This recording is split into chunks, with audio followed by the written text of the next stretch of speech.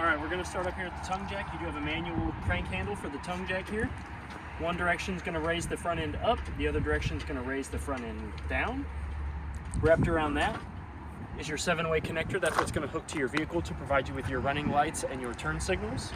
You do have 2 tow chains that are connected to the vehicle to create a secure connection, and down here, with this, it's all zip tied up, but this is your emergency breakaway cable. This is going to hook to a similar spot where the tow chains are, separately than the tow chains, but still at the same spot. And if for whatever reason this comes unhooked, it's going to pull out your emergency brake pin, and that's going to lock the brakes up on this thing so it doesn't go rolling down the highway. Behind that, you do have a 20-pound propane tank. It is full except for what we use to PDI the unit. The only thing that this is going to run inside the unit is a little 2-burner stove, and then it is fed into the unit with a regulator right here. Behind the propane tank, you do have your battery box. It is a 12-volt RV battery.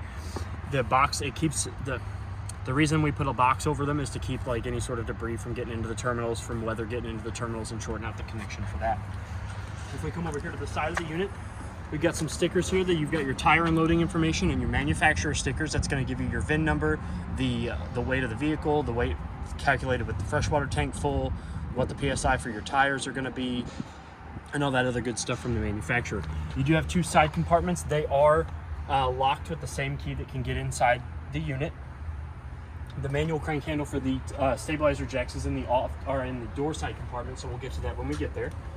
You've got 4 stabilizer jacks, 2 in the front and 2 in the back. They are a 3/4 inch bolt or a socket. What these stabilizer jacks do is they just keep it from rocking around when you're walking around in it. You do not want to use them to lift and level this unit.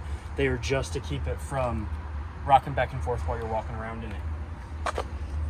You've got your fresh tank port here. This is where you're going to hook your hose and regulator in, and this is the port that's going to fill your fresh tank.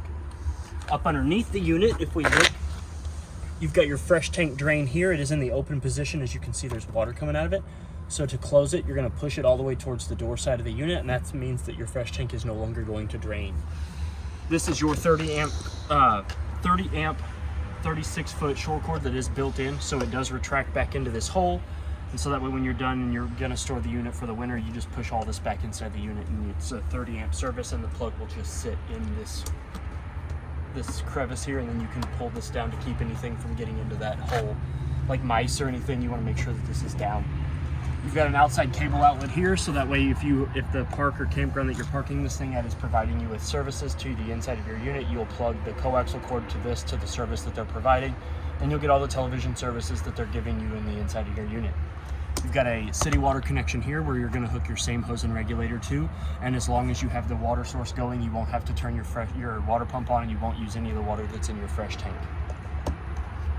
Right here, you've got your black tank flush. This is what you're going to use the same hose and regulator for. You're going to make sure your black tank is open and that it is empty, and you're going to hook that hose and regulator up to it, and it's going to send water to a little aerator at the bottom of your black tank that's going to spin, and that's going to help clean off all the gunk that's on the walls and on the bottom of your black tank.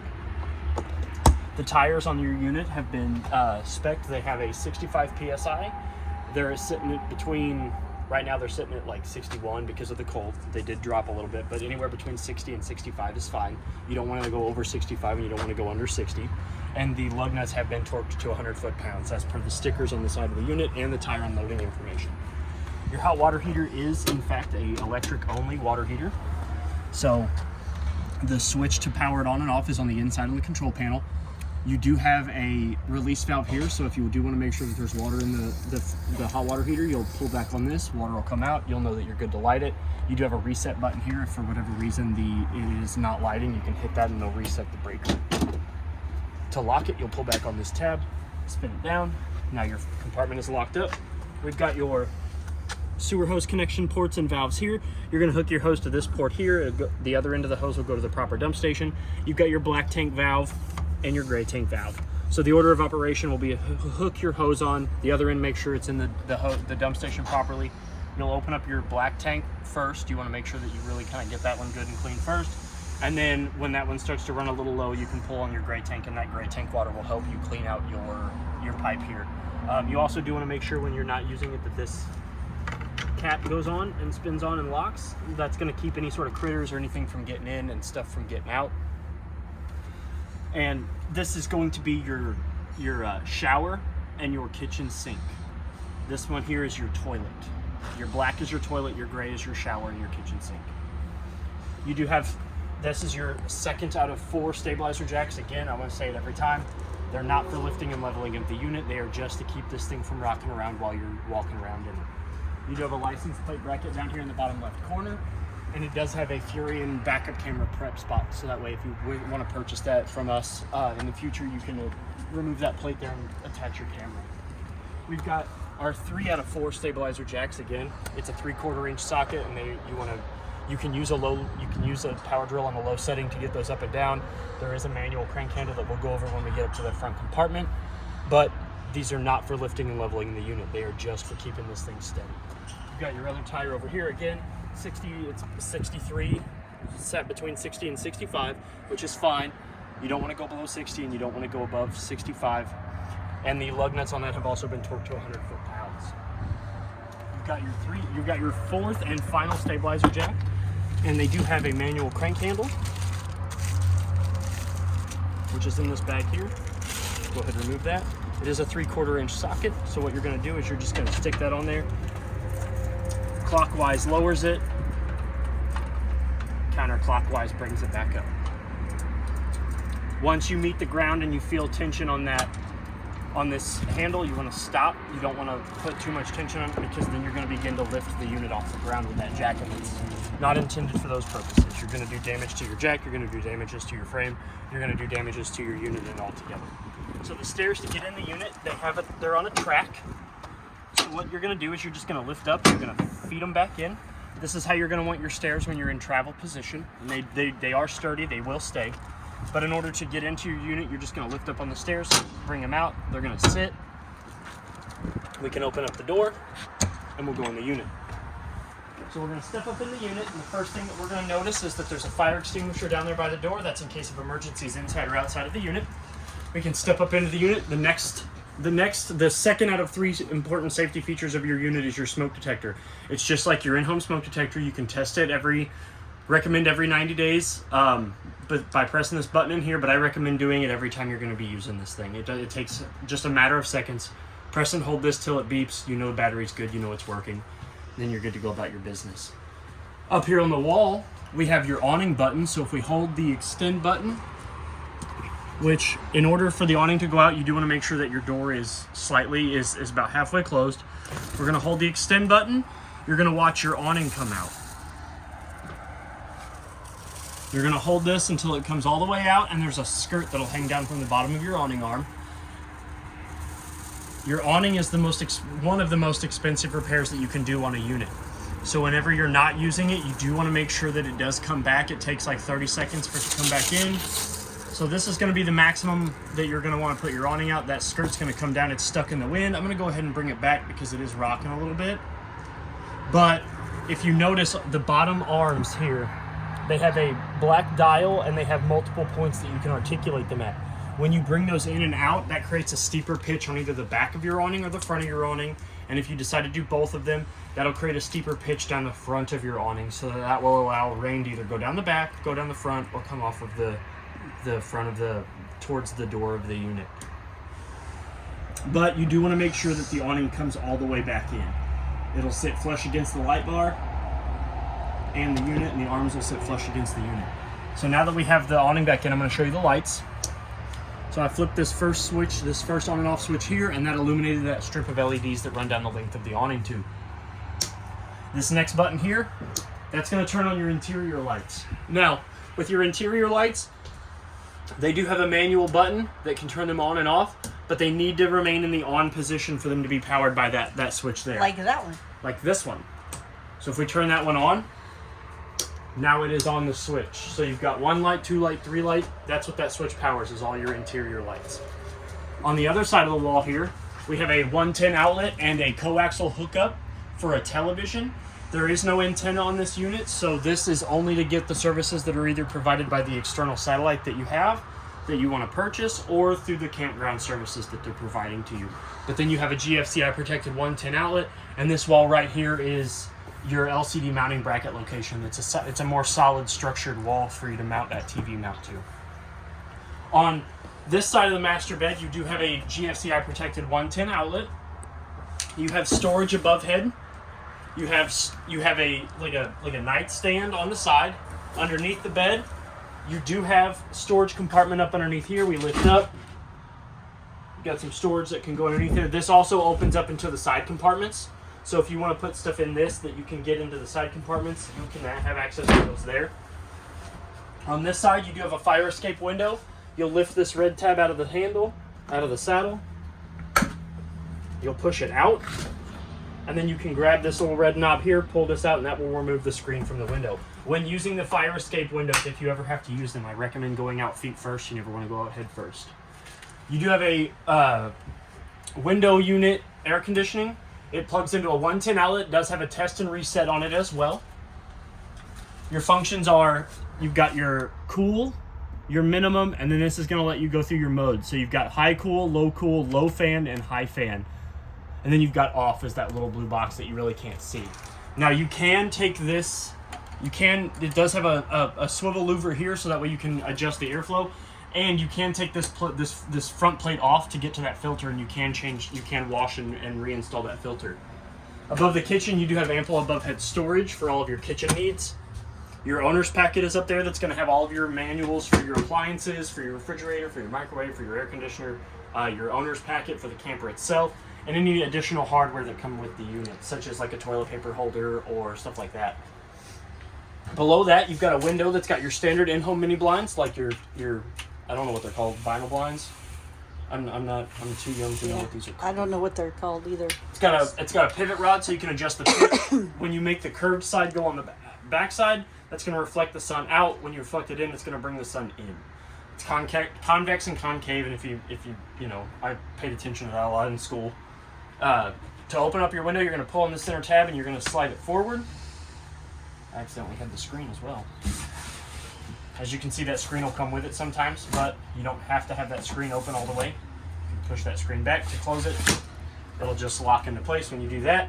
You've got a 2-burner gas stove, which, like I said, this is the only thing that draws propane. And in order to light this, I do recommend getting a long stick kitchen lighter. I don't like lighting it with matches. I don't like lighting it with a regular small lighter. Get yourself a long stick lighter. Keep it in the unit. You'll turn this on to high. You'll hear gas escape. And then you can attempt to light it while that's on high. So when you hold it in, turn it to high, and attempt to light it, and then you watch that flame catch and that burner will ignite, and then you can adjust your temperature and go from there. But it does not have a striker, so remember that when you go camping in it. You do have a sink that's got hot on the left, cold on the right. It's got an extendable neck, and it's got a sprayer function and a faucet function. So when the water is on, you can hit the sprayer, and this will go from just your standard faucet to like a kitchen sprayer for your dishes. Your sink does have a screw-in stopper. There's threads down in the actual drain of the sink, which will connect to that stopper. Below that, you have your heating source of your unit, which is your fireplace. As you can see, it is on right now because it's a little chilly here. So it does have a remote in the owner's bag. I'll get that out and I'll show you. We'll go over that.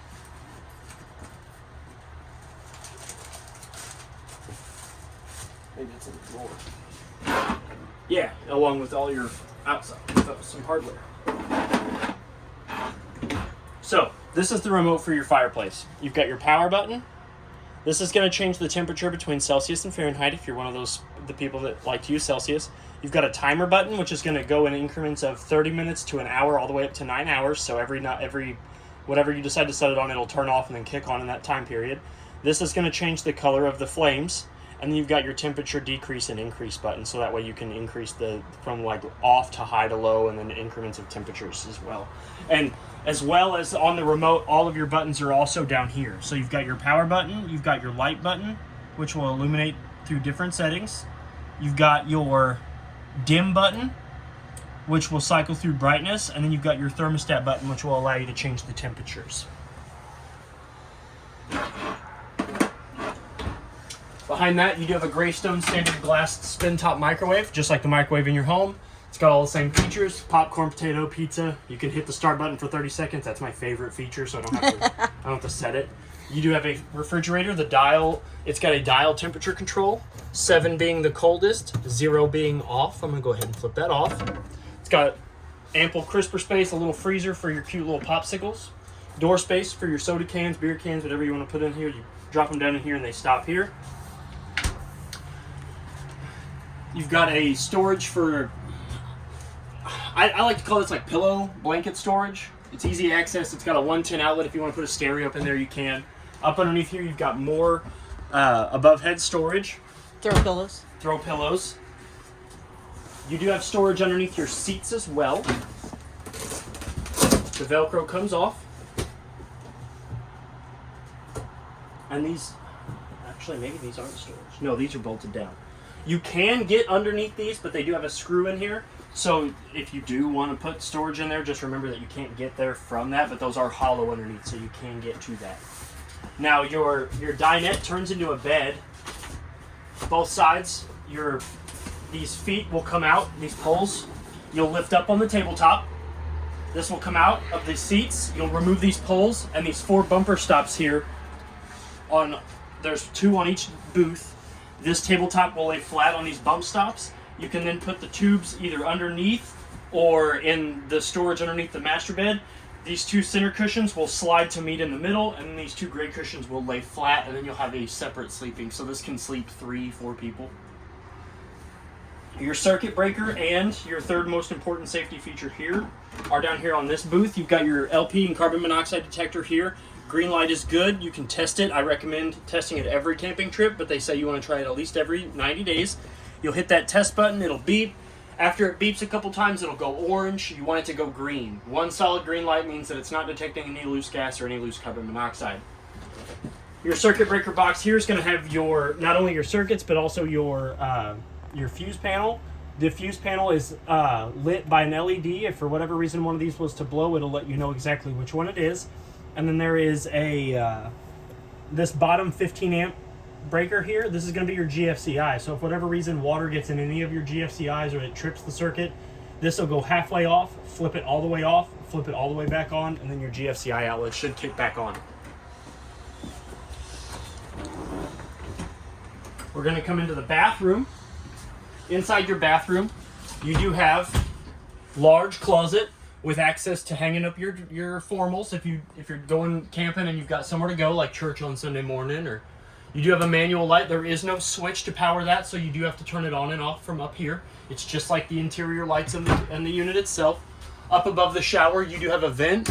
So if it gets too hot in here, the water gets too hot, you can open this up. If it gets too steamy, you can open this up. There is no fan, just a vent, but there's no cover over the vent. So I recommend that if it is raining, you probably don't want to open this up unless you don't mind getting wet again.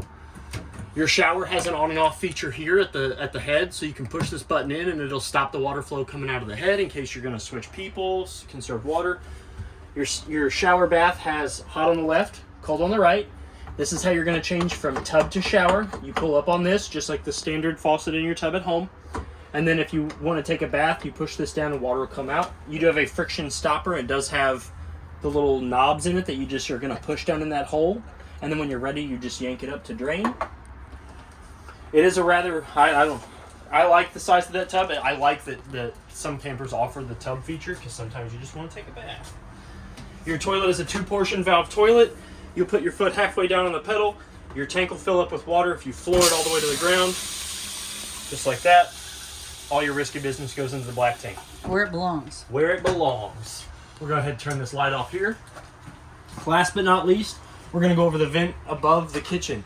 So this serves 2 purposes. It serves as ventilation for the unit and also serves ventilation for if you're cooking. So that's why this one has a fan. But it works just like the one above the shower. Turn the black knob clockwise. That'll open up your vent. And then there's a little black button in the top right corner. You turn that on and that's going to suck all the fumes up and out. So when you're cooking on your stove, if you don't want to go outside and cook on the barbecue grill or whatever else, you're cooking in here, starts to get smoky, turn this on and it'll suck all that smoke out of your unit. I think that pretty much covers everything in your unit. Yeah, if you have any questions, please feel free to reach out to me here at Parkland RV. My name is Trey. Thank you again and happy camping and good luck.